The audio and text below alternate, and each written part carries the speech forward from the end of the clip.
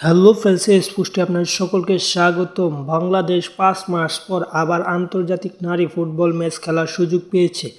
বাংলাদেশ নারী ফুটবল দল সর্বশেষ আন্তর্জাতিক প্রীতি ম্যাচ খেলেছিল গত ডিসেম্বরে সিঙ্গাপুরের বিপক্ষে।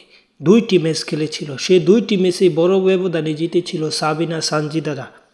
তারপর 5 মাস পর মেয়েরা জাতীয় দলের হয়ে আবারও খেলার সুযোগ পাচ্ছে আন্তর্জাতিক ম্যাচ। প্রতিপক্ষ কারা থাকছে তাও জানাবো। এবার প্রতিপক্ষ থাকছে চীনা তাইপে। আগামী 31 মে এবং 3 জুন বসুন্ধরা কিংস এরানায় হবে 2টি ম্যাচ। ম্যাচের আয়োজক বাংলাদেশে এবং স্বাগতিক বাংলাদেশ। আজ বাফুফের এক সভায় এ তথ্য জানিয়েছে নারী ফুটবল উইংয়ের প্রধান মাহফুজা আক্তার।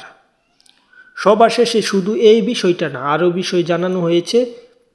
গরমের কারণে চীনা তাইপের বিপক্ষে 2টি ফুটবল ম্যাচ যে খেলবে বাংলাদেশ, সেই 2টি ম্যাচ হবে সন্ধ্যায়।